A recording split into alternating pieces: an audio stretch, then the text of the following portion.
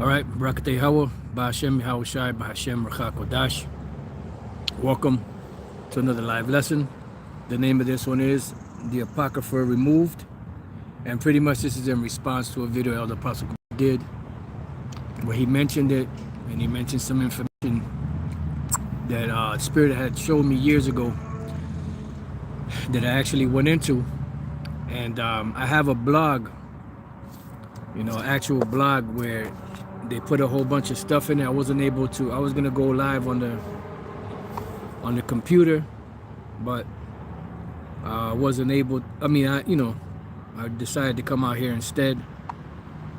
And if I remember afterwards, what I'll do is I'll see if I can post it in the description box and in the comment section. So if brothers that want to get to it and few sisters that want to get to it, they can get to it. They give you references, so it's gonna give you a few points, sources that show that the Apocrypha was removed. So you're gonna have to go back and and search out these sources, if you wanna get more detail in it. Now, years ago I did a lesson, I believe I call it probably the same thing, the Apocrypha Removed. And pretty much I had read into some information about a rabbi named Rabbi Antelman, Martin Antelman, and he wrote a couple of books, but the one book that I had came across was one called To Eliminate the Opiate, Volume 1. You can find that book, if you want. You don't really have to, you just need the sources, the information, but if you want to go deeper into it, you might be able to get the book online. You used to be able to get it online, a PDF file and all that. And pretty much in that book he detailed how there was a group, I believe he called them crypto Sabbateans, if I'm not mistaken. If I'm not mistaken, it's been a while since I've actually read the account. And he mentioned a guy by the name of Eichbeschutz, which was set up and established to, destroy the validity of the Bible. And that's what these devils have been doing all along. Now, this group, the Biblical Destruction Group, or BDG, Biblical Destruction Group, it began at the same time that the Bavarian faction of the Illuminati began back in 1776, May 1st, actually. And their whole goal was to recruit people to their organization in order to find those that would be willing, and down with the same program to destroy the validity of the Bible, because they know the Bible is true and they can't just do away with it, so they have to find ways to try to, shut it down or distort it, to make people question it and let the people decide to either cast it out or not. And this is why you see some ripping it up, shooting it up, so on and so forth. But that's going to be to their detriment later anyway. Let me read this quick precept and then we can move along. Job 13:4 says, "But ye are forgers of lies." This is applied to Esau today, because they are the main forgers of lies. They're in authority, they're in power, and ever since they got in power, what happened? Wickedness increased upon the earth. Now they claim to be these benevolent, Bible-believing, God-fearing people, but when you check their actions don't, show that. Their actions show different. So it says, "But ye are forgers of lies, you are all physicians of no value." So they're forgers of lies. Now this was Job cursing out one of his friends, but this is applied to them, to Esau today, because they are the wicked. And these, things that we read about in the book of Job concerning the wicked apply to wicked people. And we know that the Edomites are the wicked. They are identified in the Bible as the wicked. And they are identified in the Bible as being the ones that would have control of the earth in these last days. We read Job 9:24. And it says, Salakia, the earth is given into the hand of the wicked. So the entire planet Earth has been given into the hand of the wicked. And ever since they've been ruling, they pretty much have, you know, brought the world to the brink of destruction, brought the world to a degenerate state, you know, destroyed the minds of the people, destroyed family values, destroyed, you know, the link, so to speak, between the Heavenly Father and Jake, the real Israelites, you know, by pushing Renaissance Christianity and this agenda of theirs, you know, teaching the Israelites to be totally ungodless or ungodly, which when we read Proverbs, let me get this real quick and then we'll come back. This is the book of Proverbs 22, I believe it is. Let's see. Nope, that's not it.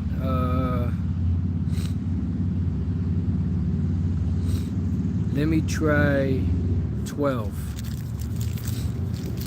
Let's try to see if we can get this combination. Beautiful. 12:26. Proverbs 12:26. The righteous is more excellent than his neighbor. Why? Because we are the Israelites. But the way of the wicked seduceth them. So Jake is seduced by Esau and by their ways because they're intrigued by that wickedness, and they roll in that direction and end up being what? Destroyed, because that is not a part of their spirit. You know, they are not, you know, built like that. You know, Jake is built to be the righteous, you know, to be connected to the Most High. This is why, even though Jake is bugged out as they are, they have an affinity and they have a connection to the Most High, you know, and they constantly give the lip service, even though the actions are different. But one thing is that they are spiritual to the extent of they seek the Most High, they speak about the Most High, they speak about His Son, but just not in the proper way, you know, not according to righteousness. Another one is Psalms 125:3. For the rod of the wicked, which is what? The correction of the wicked, shall not rest upon the lot of the righteous. Why? Because it's, well, read on. It says, lest the righteous put forth their hands unto iniquity. Because the scriptures say that if it were possible, they would deceive even the very elect. You see? Why? Because they are more subtle than any beast of the field. Through their technology, through their deception, through their wiles, through the way that they operate, they can be very convincing at times if the spirit of YAHAWASHI does not give the individual the ability to maneuver around them. You know, this is something that was given to them. Remember, the scriptures say that when the beast came back into power, it said what? That the world wondered after the beast. And you have to remember that we, before the Lord woke us up, we were caught up in that web also. You know, so Barakatah YAHAWASHI for snatching us out of that mindset. You know, so these people are caught up in the devil's lasso. You know, they caught up in that satanic web, you know, of iniquity. The satanic web of iniquity. That's a title right there for somebody. All right, so the rod of the wicked shall not rest upon the lot of the righteous, lest the righteous put forth his hand unto iniquity. You know, and it's not possible for the elect to be deceived. You know, nevertheless, they are very persuasive, because Job 9:24, the earth is given into the hand of the wicked. They have the power over the earth. It says he covereth the faces of the judges thereof. So if he covered the faces of the judges by putting his face up there, it's not truth he's not going to cover, you know. He's going to cover, if he's going to cover, you know, through something called iconoclasm or iconoclast, which is the defacing of the images, and put his face up. You know, it's not, it even tells us that in the book of Maccabees, it's not the truth that he's not going to hide. And the reason why the Apocrypha is so what's the word I'm looking for? So threatening to Esau is because it goes into history in there that, you know, is not really fully spoken of in the scriptures, like the history of the Greeks, and when the Greeks came into power through Alexander the Greek, and how, wickedness increased after they started to multiply, and taking control over the different regions of the earth. The history of the Hellenization of the Greeks, which gives us the true understanding of when the scriptures say there's no difference between Jew or Greek. Now we understand that clearly. And the reason why there's no difference between the Jew and the Greek is just simply because they're both Israelites. Just one was, speaking the Hebrew, the other one was speaking the Greek. But on a family scale, they're both the same. And just one had to be brought back. But even the Pharisees, Sadducees, and them, they still had to be brought back because they weren't following the right way, because they were following what? Traditions of men. And we see that very clearly today. Traditions of men seem to outdo the scriptures of the Most High. But that's another lesson for another time. So let's deal with this. Matter of fact, let me hold on to these couple of precepts I have that came to mind earlier. But let me just paint the picture for you. When you go into the history, right, on the information that I ran across in 1776, when the Bavarian faction of the Illuminati was established, you had also, I believe they were called Crypto-Sabbateans, if I'm not mistaken, and they set up something known as the Biblical Destruction Group. And what the Biblical Destruction Group was to do was to somehow get the Apocrypha removed out of the Bible by casting doubt on the scriptures. And this is why you hear the argument, well, it's not canon. Yeah, but how do you know it's not canon? Well, it's not canon because what? Because so-and-so said it, or this guy said it? There's a lot of historical facts in there. So when they were on the mission to do it, started in 1776. After a while, they get found out, and what happened was they disbanded 50 years later. 1776 plus 50 equals 1826. 1826 is when they successfully removed the Apocrypha out of the Bible. You can go do your research, look it up. They removed the Bible, the Apocrypha out of the Bible in 1826. Now, what I did was I just typed in regular on the Google, and I typed in who removed the Apocrypha out of the Bible, right? Oh shit. Right? And this is what came up. You type in Apocrypha who removed the Apocrypha out of the Bible.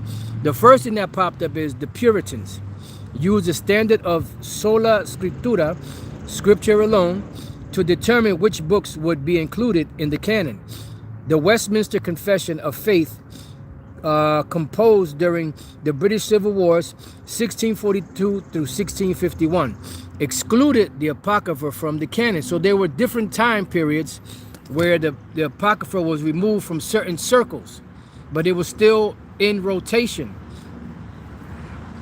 because it was still in the King James Version.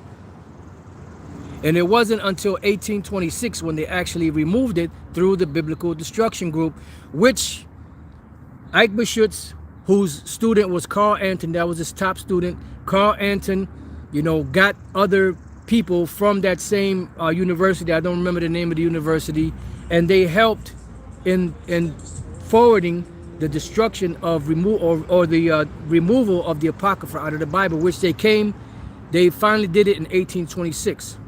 Now, what they did was when they got found out, they just went underground, and just changed their name.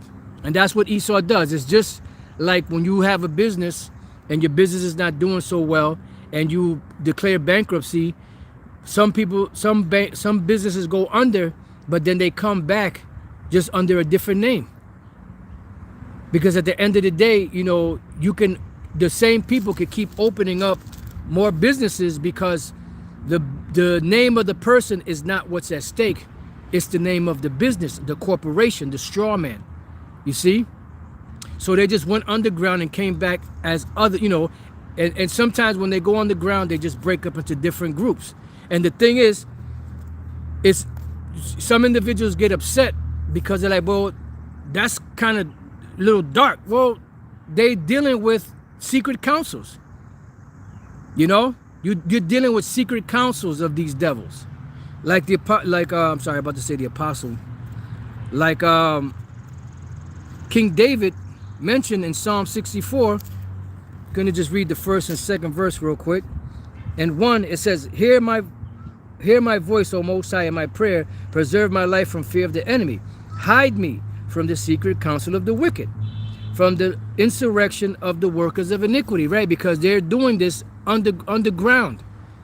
Psalms the 10th chapter also tells you about it. How they're doing this underground, so that the poor, which are the Israelites, can fall by his strong ones. You know?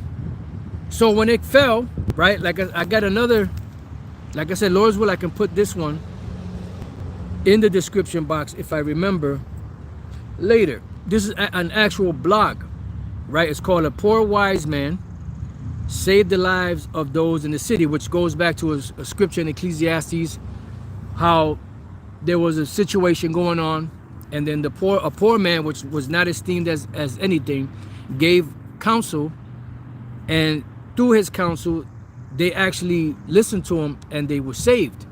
But afterwards, you know, after they were saved, they didn't even remember the poor wise man that helped them, you know, get out of that situation. And this is how it is. You know, Apostle Gabar says it all the time. This is a thankless job. You know, here it is. The Spirit gives us different things. And I had this thought years ago. So like I'm ranting a little bit right now. I had this thought years ago, you know, where when the Lord would reveal certain things to me out of the scriptures, you know, information. And the very first thing I want to do is do a video. Yeah, share it with the brothers. But then the very next thought is like, but these mother effers that ain't worthy to get it, they're gonna get it, and they're gonna act like they came up with it, and they're gonna try to shit on it, you know. But nevertheless, the word still got to go out, you know.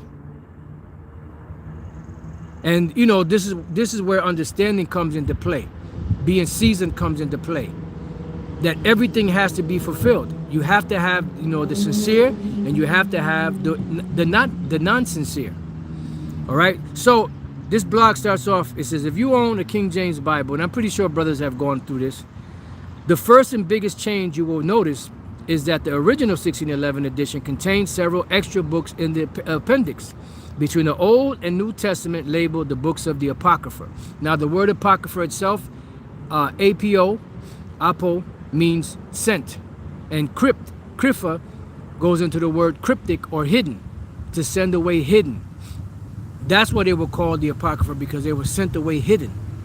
It says the appendix includes several books which are found in the Catholic Old Testament, such as the books of Wisdoms, Sirach, Baruch, 1st and 2nd Maccabees, and others.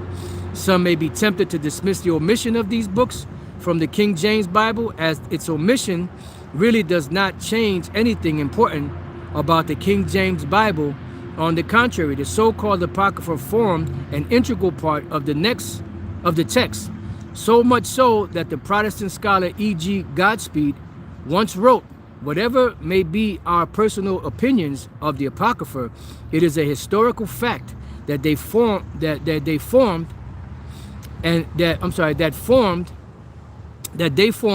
integral part of the King James Version, and any Bible claiming to represent that version should either include the Apocrypha or state that it is omitting them, otherwise a false impression is created. All right, and it gives you, no sources. It says,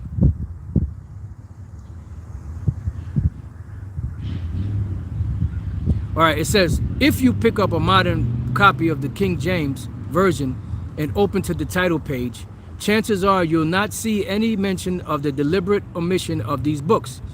An example given, the King James Version without the Apocrypha. After all, who would want to put a negative statement about a product on their title page?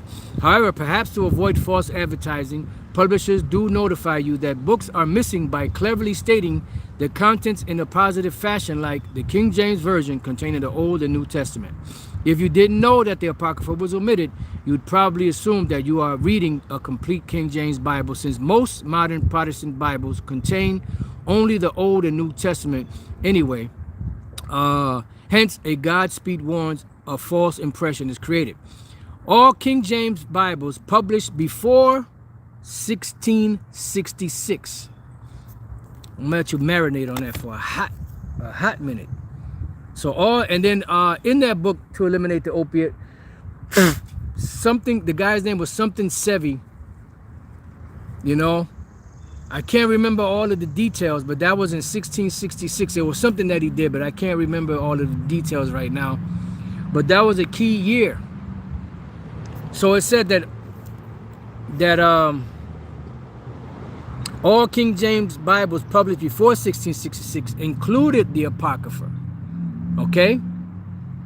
But then they started being removed. But it says in 1826, the British and foreign, because we just read, right?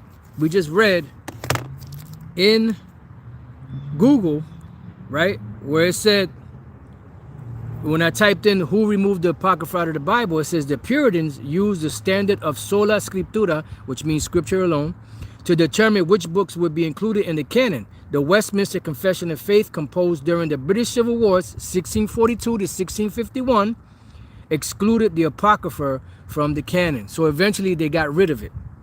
You know, so you could understand. So you follow along.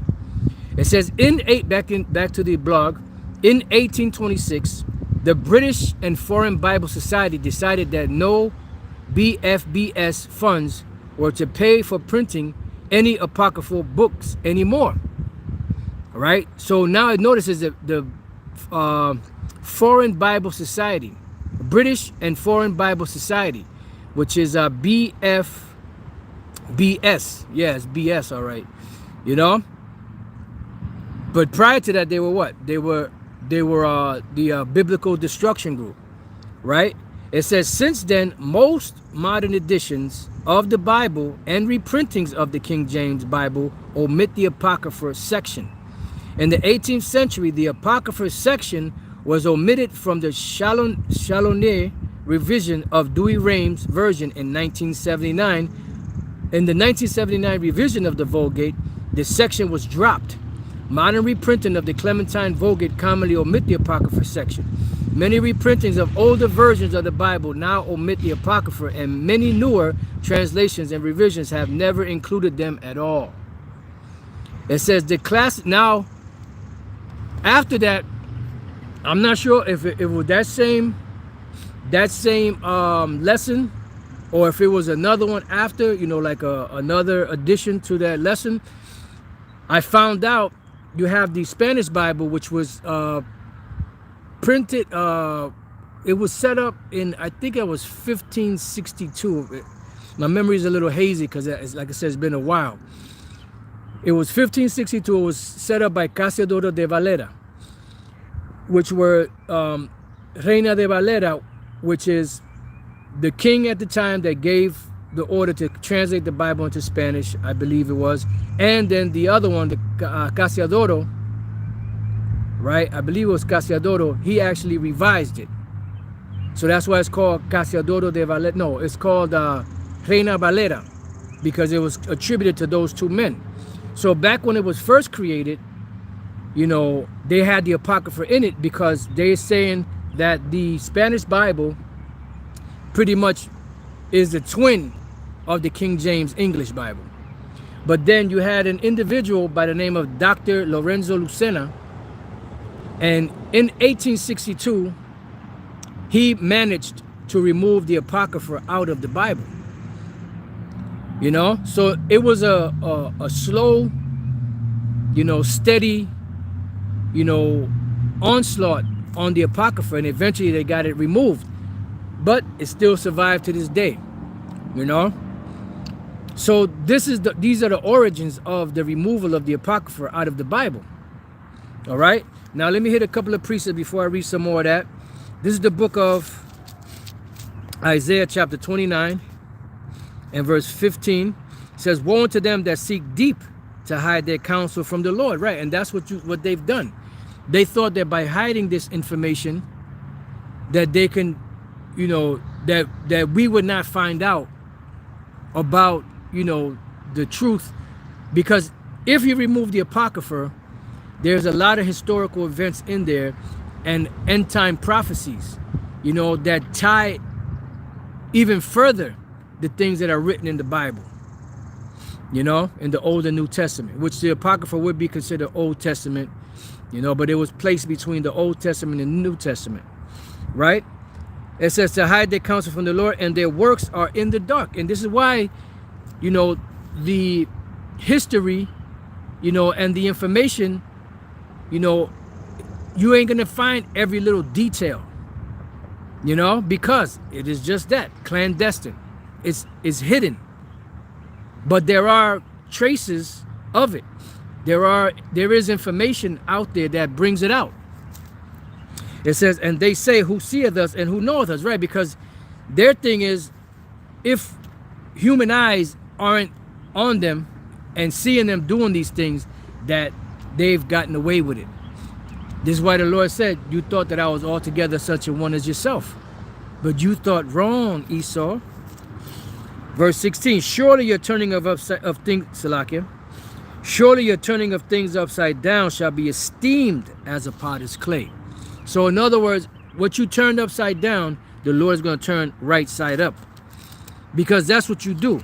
You create a bizarro world in the world, you know? And the society that we live in today is an upside down society created by the upside down man, Esau, the Edomites. Let's go to Psalms 82 real quick and verse 5. They know not, neither will they understand. They walk on in darkness. All the foundations of the earth are out of course. So everything is out of course. But Barakatah Yahawah B'Shem Yahawashi, that left the remnant to be able to turn things right side up, because he said, and then shall that wicked be revealed, whom the Lord shall consume with the spirit of his mouth and shall destroy with the brightness of his coming. And this is why these devils are mad, and this is why fear is upon them, because they see that the Lord set up his prophets to actually, you know, reveal what these devils have been up to, reveal their secrets and their mysteries, reveal all of the hidden things that they've done to a certain degree, because there's many other things that they've hidden that the Lord only knows about. But we have enough to convict and condemn this devil, you know, being that we're in the sentencing stage of this of this whole thing. And then when the Lord comes back, he's going to be the one that brings forth the final judgment. And then that's when the fun begins. All right. So let's go back to Isaiah 29:16. Surely your turning of things upside down shall be esteemed as a potter's clay. Because once a potter creates pottery, no matter what it is, it starts off as clay. It starts off as nothing. But when he finishes with it, once the work is done, then it is known what was created. So since he turned everything upside down, now we're seeing the creation of this upside down world that he created. And the Lord has given us the ability, you know, to the Lord has given us the ability to turn everything right side up, which shows the true power of the KJV and the Apocrypha. I'm not sure if I understand your comment.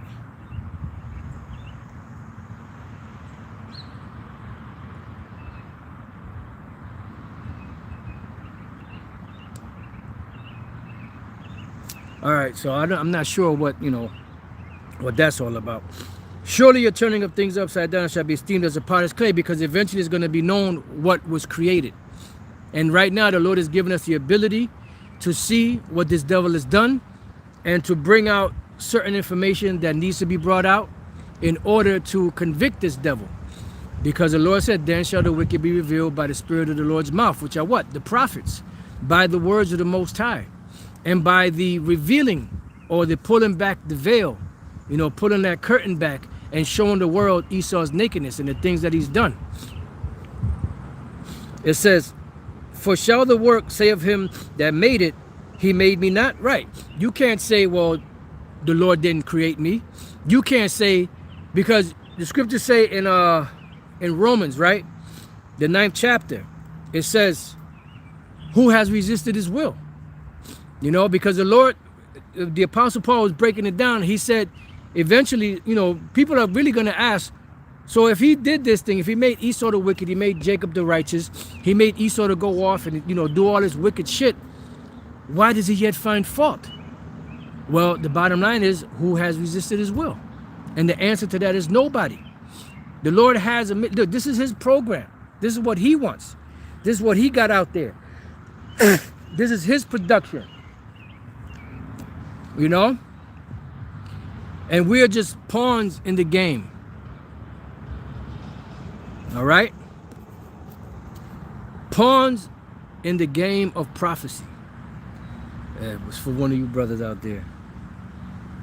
It says, he made me not, or shall the thing framed say of him that framed it, he had no understanding?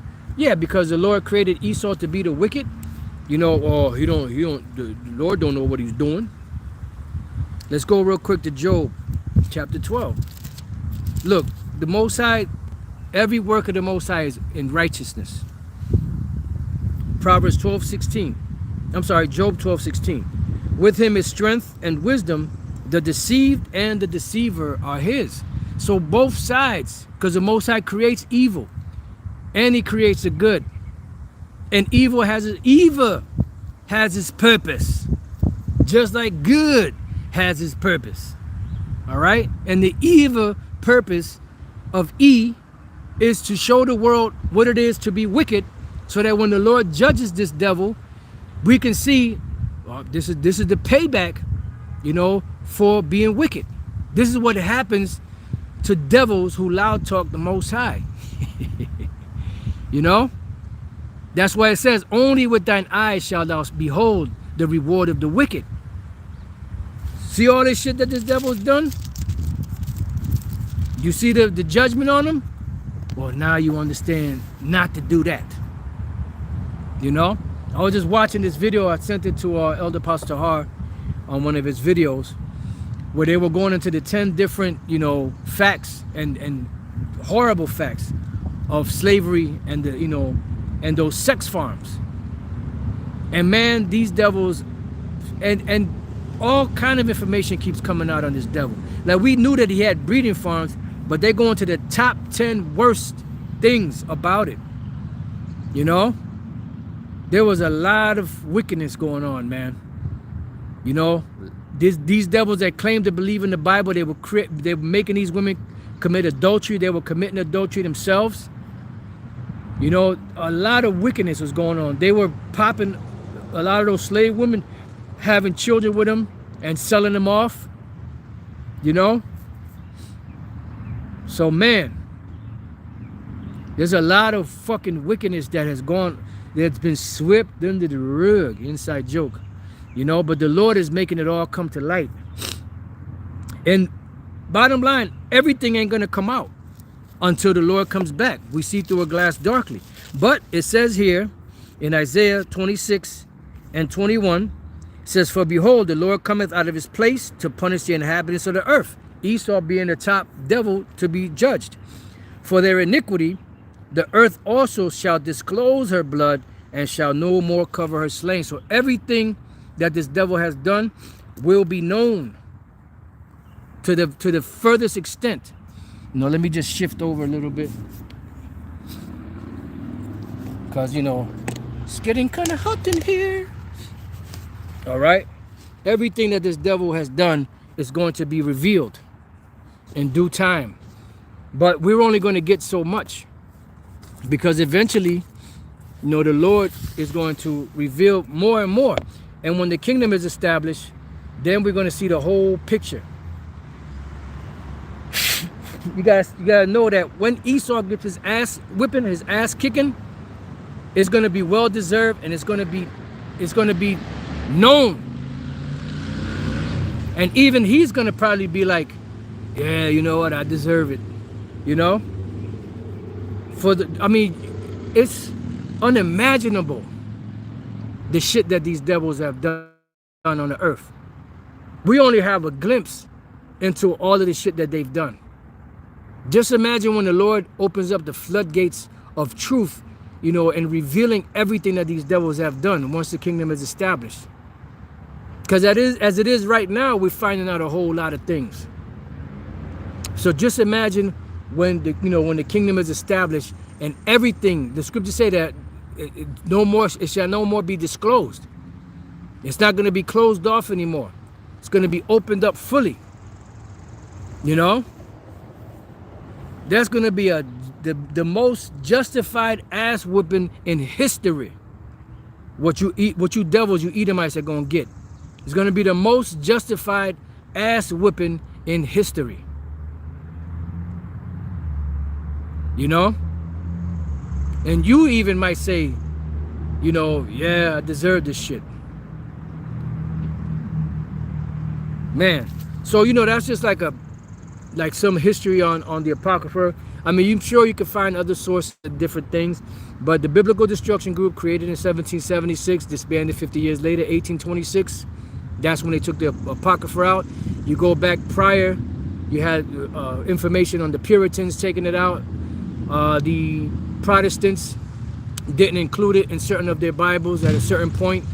You know, they just dealt with the Old and New Testament, excluding the Apocrypha. You know, but the Lord still made the Apocrypha survive today. You know, so what you need to do, you know, if you want to get more into it, is don't just take our word for it. Go and look it up. So that way when you're speaking about it, you're sure of what you're saying. You're not just repeating something that somebody else said. You know, you've actually done the research. You've actually seen it for yourself. You know, look it up, you know, and do the research yourself. Like I said, Lord's will, I remember to post this link in the description box and on the comment section. That way you can go there and look it up for yourself. Other brothers, I'm sure they made videos on this because it's readily accessible on the internet. You know, but when the Spirit had me going through it, I actually had to go through reading the book. You know, that To Eliminate the Opiate by Rabbi Martin Antelman. I had to actually go read through the book, and then the Spirit led me to find the information that I needed. And I still, Barak YAHAWASHI, I still remember Ike Bashut's name, which was one of the main characters, his main pupil, Carl Anton, you know, and then, you know, the Biblical Destruction Group, and the year when they actually were disbanded and took the Bible, the Apocrypha out of the Bible, which is 1826, you know. Then, to further that, the Lord gave me some more, you know, spaghetti for my plate, you know, to share with you brothers, dealing with Dr. Lorenzo Lucena, who actually revised the Bible in 1862 and took the Apocrypha out of the Spanish Bible in 1862. You know, so these devils got a lot to pay for. Not just the wickedness that they've done, the slavery and the killing and the raping and the murdering and all that, but also the hiding and the removing, the destroying of images, the destroying of information. You know, a lot. They got a lot to pay for. That's what it says, surely your turning of things upside down shall be esteemed as a potter's clay. Because once you make something, it's going to come out. And that's why the Lord said, matter of fact, let me leave you with this precept here. Let's go to the book of Habakkuk, the 2nd chapter.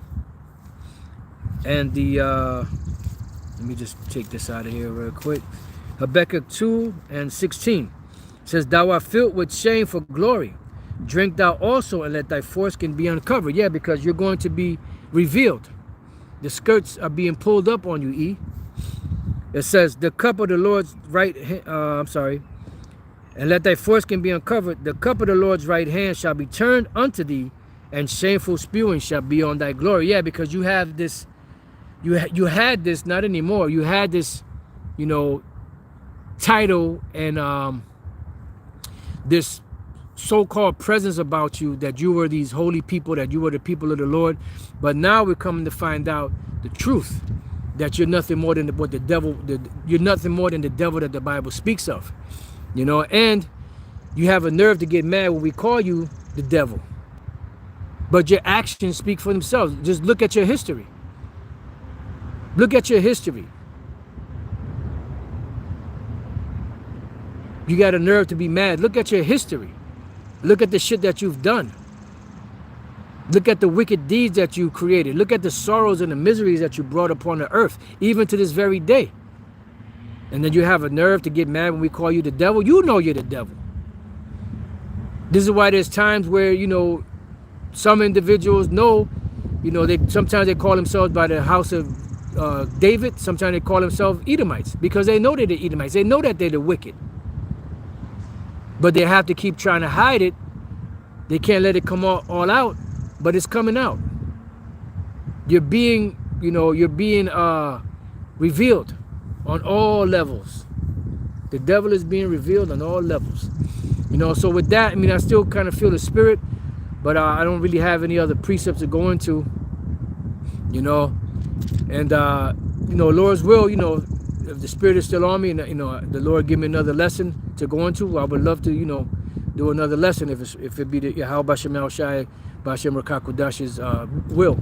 So with that, you know, I pray that you brothers and few sisters have been edified. To the next time I say, Shalom.